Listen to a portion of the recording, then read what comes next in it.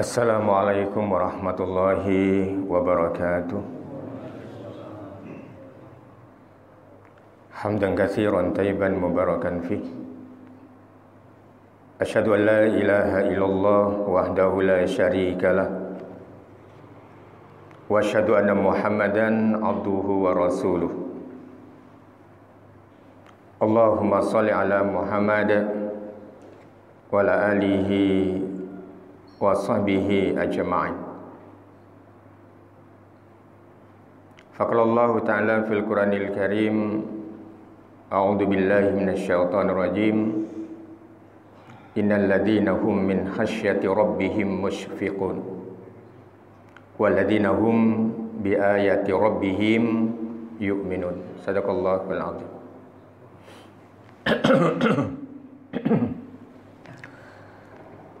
Bapak-bapak jamaah rahimakumullah, bersyukur kita kepada Allah, dan marilah kita senantiasa memuji Allah, beristighfar kepadanya dan memohon ampun kepada Allah dari segala kealfaan yang kita lakukan. Dengan demikian, ketika kita memuji dan beristighfar kepada Allah serta berzikir kepadanya, insyaallah kita semua dalam keberkahan dalam hidup dan kehidupan ini. Alhamdulillah, perjalanan waktu begitu sangat cepat. Al-Quran mengatakan yusil lailan nahara yatlubu hasisa. Waktu itu adalah sebuah perjalanan yang sangat cepat. Dan masa yang lalu itu tidak akan pernah kembali. Masa yang lalu itu tidak akan pernah kembali pada saat ini. Sehingga Imam Ghazali itu mengatakan bahwa sesuatu yang paling jauh itu adalah masa lalu kita, dan sesuatu yang paling dekat adalah kematian. Oleh karenanya Al-Quran itu menjelaskan bagaimana waktu itu cepat berlalu, dan Imam Ghazali itu mengatakan bahwa yang paling dekat itu ada sebuah kematian. Terkadang kita tidak menyadari perputaran waktu itu. Kita sekarang berada di ujung-ujung di bulan Ramadan ini. Sudah banyak yang kita dapati sebuah pelajaran, sebuah tadabbur, sebuah peringatan yang kita pelajari sendiri atau kita mendengar ta'lim, ceramah dari para ustadz. Oleh karenanya, akhir dari ibadah bulan Ramadan itu seperti yang telah kita ketahui bersama, bagaimana diri kita menjadi seorang hamba yang disebut dengan muttaqin. Kalimat atau lafaz ini adalah sering diulang-ulang. Akan tetapi bagaimana aplikasinya? Sudahkah kita bertanya, misalnya, berapa kali kita dipertemukan dengan bulan Ramadan? Yang kedua, dari beberapa kali kita dipertemukan dengan bulan Ramadan itu, apa yang kita lakukan? Sebuah evaluasi.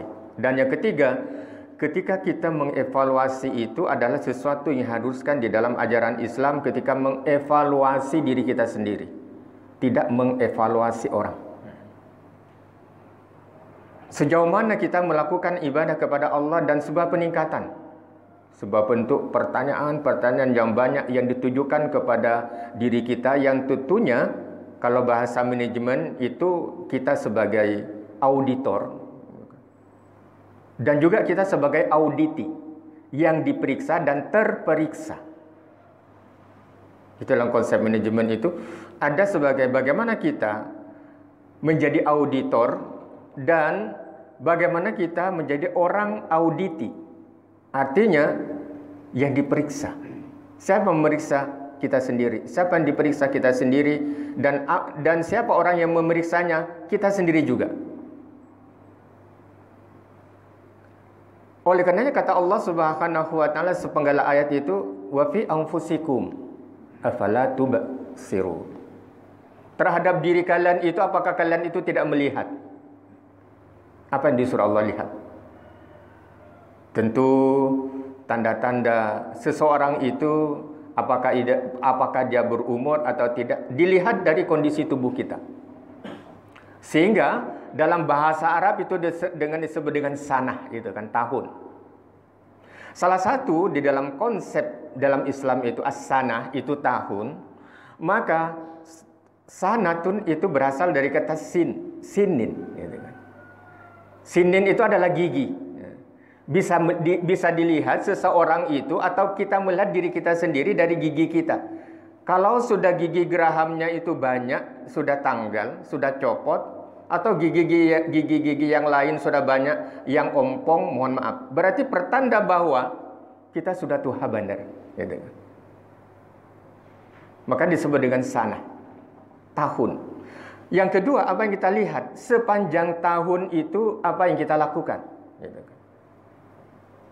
Dan apa yang kita lakukan itu apakah sesuai, lebih berat timbangan amal kebaikannya atau kejelekannya. Itu yang harus. Karena kata Rasul sallallahu alaihi wasallam, sehingga Rasul mengatakan hafifatain.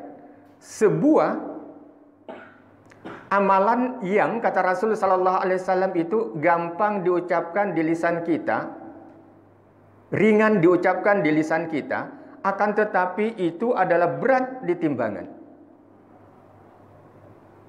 Berat di dalam timbangan. Bagaimana? Lain halnya kalau sholat. Kalau sholat kita melihat bagaimana kondisi makmum kita, maka Rasul mengatakan fal yukhafif, maka ringankan sholatnya. Kalau di belakangnya itu banyak anak kecil, atau mohon maaf ada yang sudah sepuh, jangan panjang-panjang ayatnya, gitu kan. Sehingga orang itu nanti kada datang ke musola lagi, apa panjang benar ayatnya aja, menggatar lentuhut, gitu kan. Maka Rasul mengatakan fal yuhafif, maka ringankan salatnya. Tapi bagaimana kalau salat subuh? Ulun agak panjang, karena memberikan kesempatan kepada kekawalan, kepada jamaah, sehingga misalnya ada yang terlambat, kada masih ke belakang dan lain sebagainya, maka imam itu harus bijak. Sehingga dengan demikian, kalau sholat maghrib pendek, sholat isya agak panjang dikitan, gitu kan. Tapi kalau sholat subuh panjangin. Supaya apa? Kita bisa memberikan kesempatan kepada jamaah yang kemungkinan masih ke belakang dan lain sebagainya. Nah, artinya imam itu harus bijak. Karena imam itu amamah, gitu kan. Amamah itu adalah depan. Jadi orang yang di depan itu sebagai seorang pemimpin itu harus bijak. Artinya apa? Kalau orang bijak itu ada kekanakan halus, ada anak kecil yang menangis, maka imam mendengar, maka ringankan bacaannya itu. Jangan dilanjutkan terus. Nanti kekanakan sampai berkucakan di belakang, tetap aja panjang ayatnya. Berarti imam itu tidak bijak melihat jamaahnya. Sehingga apa? Sehingga kekanakan yang nangis itu tambah parah nangisnya, sehingga terganggu dengan orang yang lagi melakukan ibadah sholat. Nah, itu disebutkan. Bagaimana ketika kita mengevaluasi diri kita ini adalah ketika kita melakukan sebuah pertanyaan kepada diri kita. Ya, aku tahun ini dapat berapa juz? Itu kan? Tidak menanyakan kepada orang lain, "Ikam dapat berapa juz?" Aku hanya bang 15 nih. Aku sudah khatam 2 kali, ditulis di statusnya. Wah, khatam Al-Quran 3 kali, alhamdulillah. Itu tidak boleh. Itu berarti nilai ibadahnya itu faqadimna ila ma amilu min amalim faja'alnahu haba'am mansura. Jangan kita menjadikan amalan-amalan kita, ibadah-ibadah kita nanti faqadimna, maka dia datang ila ma'amilu min amalin, dengan amal-amal perbuatannya, dengan solatnya, dengan zakat, dengan solatnya, dengan sedekahnya, dengan ibadah-ibadah yang lainnya. Dia membawa amal yang begitu banyak. Faqadimna ila ma'amilu min amal faja'alnahu, maka Allah jadikan. Apa yang Allah jadikan? Haba'am mansura. Sama dengan debu yang berterbangan. Artinya kosong lalu. Kenapa? Banyak diungkit-ungkit dari ibadah yang dia lakukan, disebarkan kepada orang lain. Nah, itu disebutkan bagaimana kita di dalam Al-Quran itu kita disuruh untuk mengevaluasi apa yang kita lakukan. Sehingga dengan evaluasi itu tidak hanya cukup evaluasi, maka yang kurang itu kita tingkatkan. Yang sudah baik kita tingkatkan, yang kurang kita melengkapinya. Yang tahu kurang dan lengkap itu bukan orang lain, akan tapi kita sendiri yang mengetahuinya. Oleh karenanya, kembali kepada perjalanan waktu tadi. Yang sudah banyak kita melakukan amal ibadah kepada Allah menurut kita. Akan tetapi bagi orang yang beriman itu adalah senantiasa ada kurang terus. Karena yang menilai diterima dan tidaknya adalah hanya Allah. Sehingga di dalam Al-Quran itu dikatakan, segala sesuatu yang kita lakukan itu, yang sudah baik gitu kan. Jamaahnya baik, bacaan Al-Qurannya sudah, infaknya sudah, sedekahnya sudah. Itu yang baik yang kita lakukan itu jangan pernah kita cerai kembali. Dihamburakan lagi bahasa Banjar. Kenapa? Di dalam Al-Quran itu ada yang mengatakan, a'udzubillahi minasyaitonir rajim, wa la takunu kallati naghadat ghazla mim ba'di quwwah. Mim ba'di quwwatin angkasa. Jangan kalian itu seperti layaknya seorang perempuan yang menenun selembar kain. Ada dulu seorang perempuan itu kerjaannya itu adalah menenun kain. Menenun kain artinya dia menenun dari helaian benang itu. Lalu dia tenun sampai dia berwujud satu lembar kain. Dari pagi sampai sore ini kerjaannya. Tapi begitu sudah selesai, sudah bagus, sorenya dihamburakan lagi, dicerai-beraikan lagi. Besok dia melakukan kembali, pada sore harinya dia rusak kembali. Begitu indah ibrah, sebuah pelajaran di dalam Al-Quran itu. Janganlah kalian menjadi seorang yang seperti itu. Artinya sudah melakukan perbuatan-perbuatan yang baik dengan begitu sangat konsisten istiqomah. Akan tetapi setelah di bulan Ramadan nanti, dia urai kembali yang sudah baik, yang sudah enak dipandang mata, sudah jadi taplak meja, sudah menjadi selembar kain, sudah kita bikin variasinya di atasnya, akan tapi bukan disimpan atau dipelihara, akan tapi begitu sorenya dirusak kembali. Itu pesan di dalam Al-Quranul Karim kepada diri kita. Sehingga kata Al-Quran di dalam Al-Quran, di dalam hadis Rasul sallallahu alaihi wasallam, inna min alamati qabulil hasanah al-hasanatu ba'daha. Apa yang disebutkan oleh Rasul? Di antara alamat, di antara tandanya, tanda-tanda diterima kebaikan adalah kebaikan-kebaikan selanjutnya. Saya ulangi. Inna min alamati qabulil hasanah al-hasanatu ba'daha. Di antara tanda-tandanya diterima amal kita ini, terimanya kebaikan kita adalah ketika kita melakukan kebaikan-kebaikan untuk selanjutnya. Artinya apa?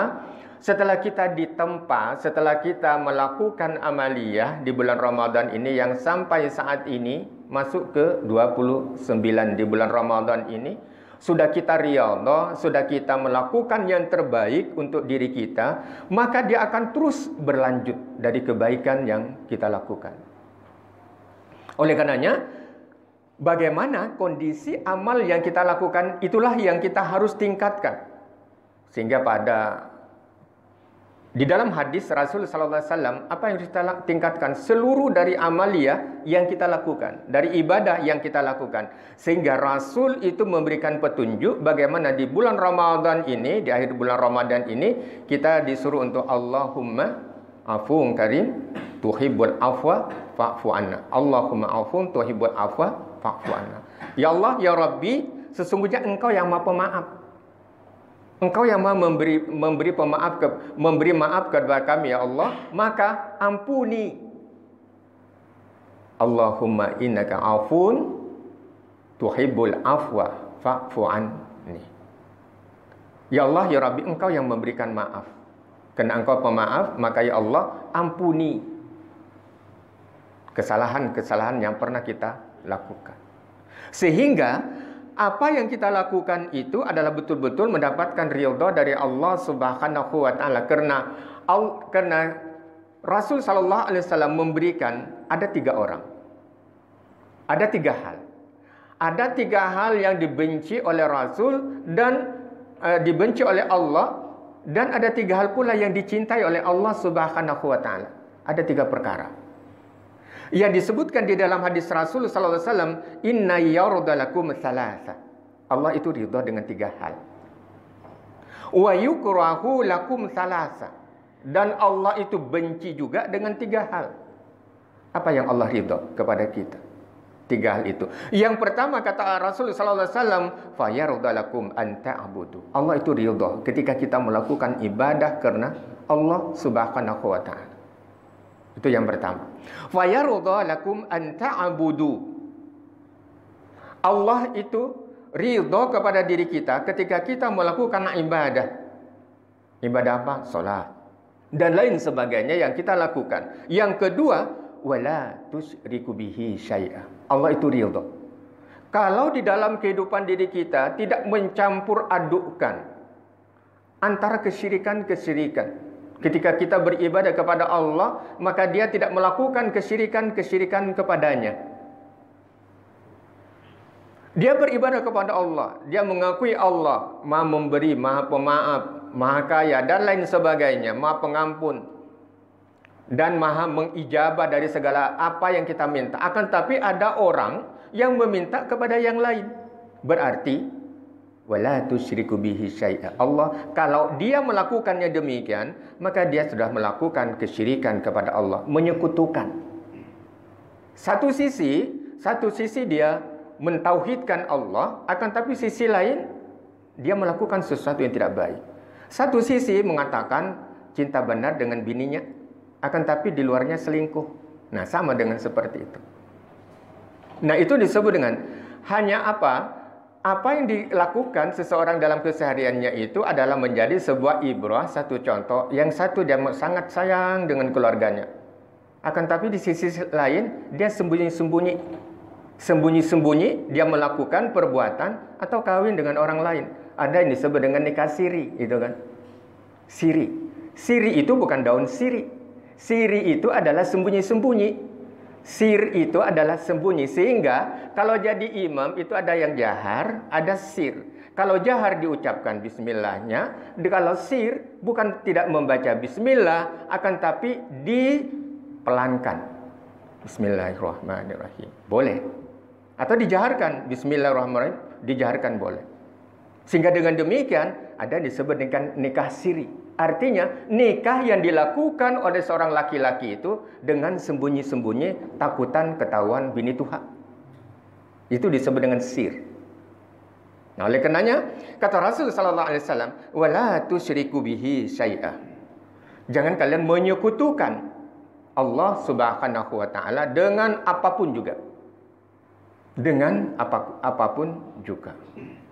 Yang ketiga, apa yang diridhai oleh Allah Subhanahu wa taala, wa anta atasimu bihablillahi jami'a.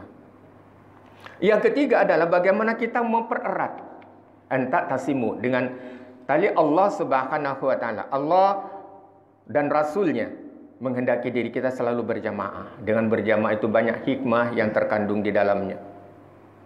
Kita bisa bersilaturahim, lalu kalau kereda, makanya kalau jadi imam disuruh menghadap ke makmum. Apa fungsinya? Rasul sallallahu alaihi wasallam melihat siapa yang kada hadir subuh ini nah. Nah, kalau kada hadir kemana sidin? Tugas luarkah? Garing. Kalau garing kita jenguki. Itu fungsinya. Bagaimana Rasul sallallahu alaihi wasallam mencontohkan kepada diri kita setelah kita imam, lalu setelah kita melakukan ibadah salat, assalamualaikum warahmatullahi, assalamualaikum warahmatullahi, lalu kita membaca Allahumma tassalam wa minka salam wa lakal salam dan seterusnya. Setelah membaca itu baru kita berpaling ke depan, melihat kepada jamaah.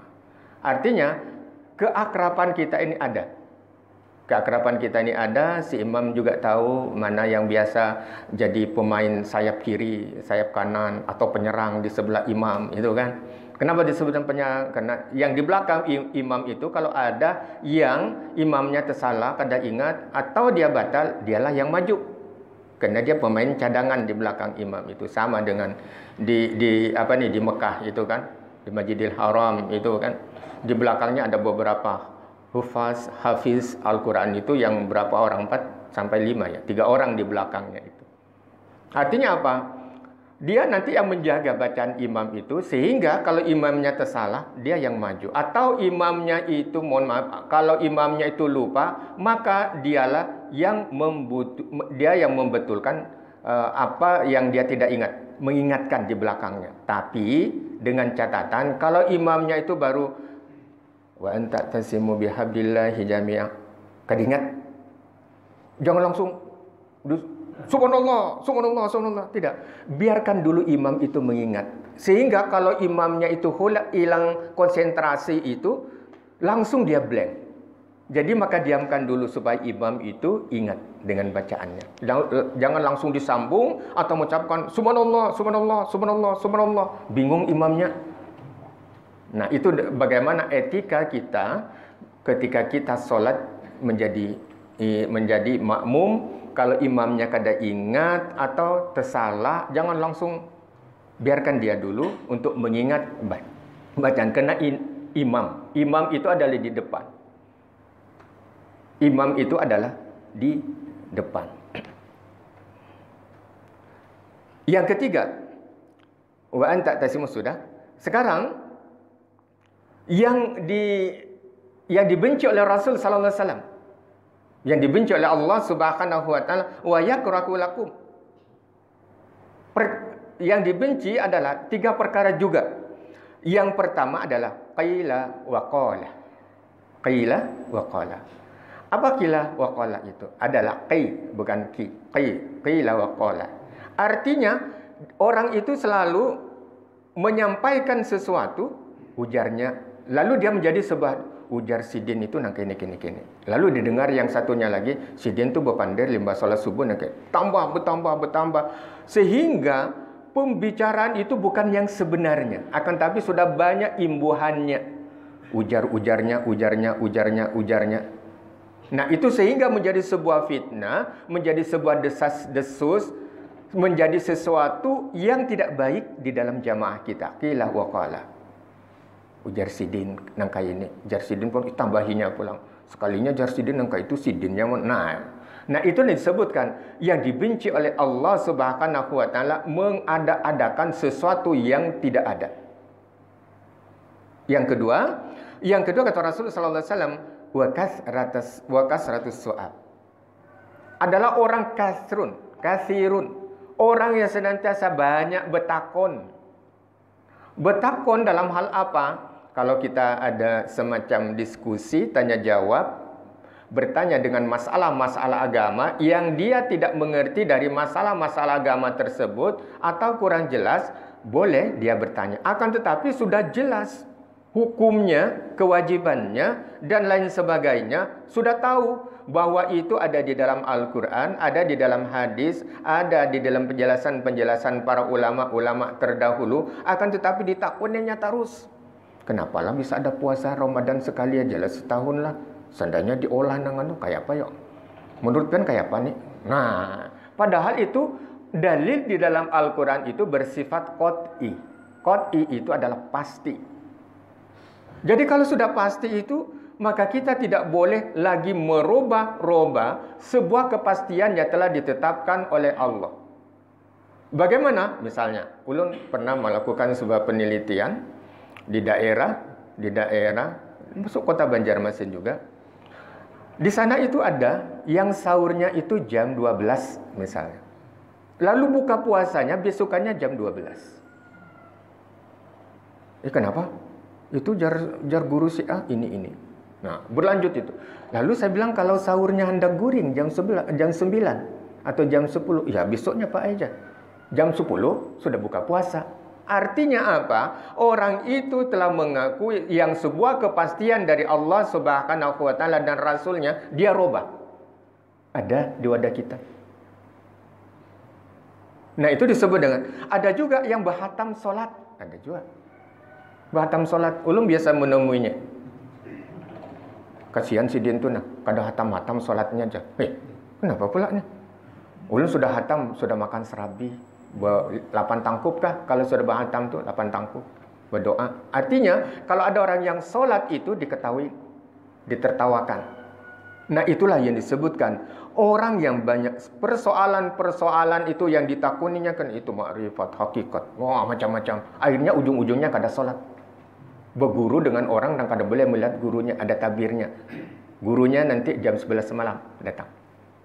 Nah itu disebutkan bagaimana disebut dengan wakathratis soal.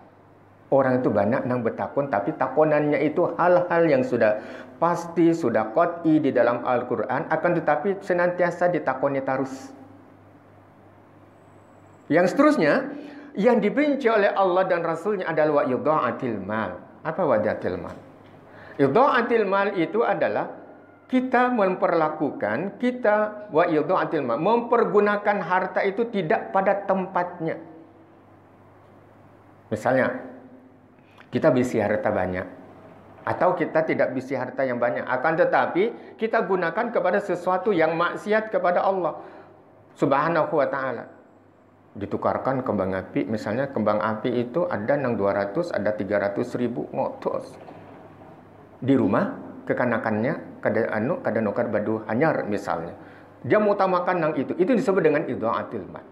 Artinya menggunakan nikmat Allah Subhanahu wa ta'ala kepada sesuatu yang tidak bermanfaat dan tidak diridai oleh Allah. Kan lebih baik misalnya kita berikan, kalau kita ada kelebihan atau kita menginfakkan sebagian harta kita di jalan Allah kepada orang yang memerlukannya. Karena di dalam harta kita masih ada hak orang lain yang harus kita keluarkan. Oleh karena jamaah rahimakumullah, di akhir perjalanan waktu itu kata Allah Subhanahu wa taala di dalam Al-Qur'an, mari kita senantiasa melakukan sebuah kebaikan-kebaikan sehingga dengan demikian kita menjadi orang-orang yang selalu mengejar, selalu melakukan amal kebaikan itu, dan nantinya kita disebutkan di dalam Al-Quran, innal ladzina hum min khasyati rabbihim musyfiqun. Sungguh orang-orang yang kena takut kepada azab Allah, mereka senantiasa berhati-hati. Kita semua takut dengan azab Allah. Kita semua itu takut kepada azab Allah Subhanahu wa taala yang apabila kita melakukan sebuah perbuatan-perbuatan dosa, itu yang kita ingat. Kalau saya ambil, saya dapatkan uang ini, tapi saya mengambilnya dengan cara-cara yang tidak diridhai Allah. Aku takutan. Khasyah. Di dalam Al-Quran itu ada khasyah, ada khauf. Rasa takut itu ada dua, khasyah dan khauf. Semua berarti takut. Maka orang yang senantiasa takut demikian, ini kan bukan hak saya, kadang mau ambil. Kenapa? Takut kepada Allah. Nah itu yang harus ada pada diri kita. Yang kedua, walladzina hum biayati rabbihim yu'minun. Di dalam surah Al-Mu'minun ayat 57 dan seterusnya itu. Walladzina hum biayati rabbihim yu'minun. Dengan mereka senantiasa beriman dengan tanda-tanda kekuasaan Allah Subhanahu wa taala. Dia beriman dengan tanda-tanda kekuasaan Allah Subhanahu wa taala. Subhanallah, gitu kan. Dia melihat sesuatu yang lalu mereka takjub, lalu kita memuji Allah, itu yang disebut dengan bagaimana walladzina hum biayati rabbihim yu'minun, dengan beriman dengan tanda-tanda kekuasaan Allah. Yang terakhir adalah walladzina hum bi rabbihim la yusyrikun, bagaimana kita menegakkan nilai-nilai tauhid kita. Nilai-nilai tauhid kita senantiasa kita pelihara, sehingga dengan demikian walladzina yu'tuna ma ataw wa qulubuhum wajilat annahum ila rabbihim yarji'un. Mereka itu memberikan apa yang mereka punyai dari harta mereka, lalu kita bersedekah. Pada bulan ini yang sebentar lagi insyaAllah kita sehatan berataan, mudah-mudahan kita sampai di akhir bulan Ramadan dan amal ibadah diterima oleh Allah Subhanahu wa taala. Kita keluarkan zakat kita. Kita keluarkan zakat fitrah kita untuk membersihkan tubuh kita. Yang itu disebut dengan taharah batin, gitu kan. Kalau di fikih itu disebut dengan taharah batin, dan bagaimana kita membersihkan harta-harta kita. Kalau nilai harta kita sudah senilai 8, ya anggaplah 82 juta, itu kan sudah kita harus keluarkan 2,5% dari harta itu. 81 berapa itu? Ya anggaplah 82. Maka kita harus mengeluarkan harta itu. Nah itulah yang disebutkan ma atau qulubuhum wajilat. Jadi orang itu dengan penuh hati-hati dan rasa takut. Diulangi oleh Allah Subhanahu wa taala, dia berikan sedekahnya dengan hati penuh rasa takut karena mereka tahu bahwa sesungguhnya mereka akan ila rabbihim rajiun. Sesungguhnya kita beratan ini kenapa takut? Oh iya, takut. Oh ya, umur saya sekian. Sudah sampai sekian. Orang yang tidak seumur dengan saya pun sudah banyak dipanggil oleh Allah. Itu yang disebut dengan wajilah. Wajilah itu merasa apa ya? Merasa rasa takutnya. Rasa takutnya. Lain khasyah, khauf itu sudah takut luar biasa. Timbul perasaan takut kita kepada Allah bahwa wajilatun annahum ila rabbihim raji'un. Bahwa kita merasa takut kepada Allah dan sewaktu-waktu dipanggil oleh Allah, apa sih amal kita? Itu yang ditanyakan kepada diri kita sendiri. Termasuk ulun. Selalu melakukan itu apa ya? Yang bisa saya lakukan kebaikan-kebaikan, yang bisa lakukan di samping ulun ngajar, yang ulun anggap itu adalah sebuah kebaikan, mengajarkan ilmu kepada orang lain, bergiat di lembaga-lembaga zakat, bergiat di panti-panti asuhan. Tidak lain apa? Bagaimana kita mengisi dalam kesibukan, pasti kita berataan sibuk mengisi waktu kita itu dengan penuh kesibukan-kesibukan. Akan tapi mari kita sempatkan untuk melakukan sebuah kebaikan-kebaikan, dan ketika kita kembali kepada Allah, kita dalam posisi melakukan kebaikan juga. Itulah yang disebut dengan husnul khotimah. Ketika seorang itu meninggal dunia ini pada saat dia melakukan kebaikan. Sebaliknya, ada orang yang meninggal, naudzubillah, ada orang yang meninggal pada saat dia melakukan sebuah kejelekan. Pada saat dia melakukan korupsi, ditangkap, lalu dia belum dapat dia menebus dari segala dosa-dosa yang dia lakukan, dipanggil oleh Allah. Berarti dia dalam melakukan kejelekan kepada Allah, itu yang disebut dengan akhir kehidupan yang jelek, yang disebut dengan su'ul khotimah. Kembali kepada Allah dengan kejelekan-kejelekan. Bapak jamaah rahimakumullah, mungkin ini terakhir ulun jadwal di sini Pak Haji lah. Mohon maaf, ulun sudah ngisi 3 kali rasanya subuh ya. Mohon maaf ulun kalau ada kesalahan kata, dan apa yang ulun sampaikan ini semata-mata adalah bagaimana diri kita meraih sebuah kebaikan dianjurkan oleh Allah dan Rasulnya. Kalaulah ada sebuah nilai kebaikan adalah datang dari Allah melalui Al-Quran ini dan hadis-hadis Rasul Sallallahu Alaihi Wasallam, dan kalau ada kealfaan itu adalah murni kesalahan dari ulun yang menyampaikan ini. Ulun mohon maaf, ulun minta ridha kepada pian dan seluruh jamaah di sini. Sekali lagi, mudah-mudahan kita senantiasa diberikan kesehatan oleh Allah, keluarga dan anak-anak kita. Kita bisa menumi fitri yang akan datang ini, dan amaliyah kita, ibadah kita diterima oleh Allah Subhanahu wa taala. Amin. Assalamualaikum warahmatullahi wabarakatuh.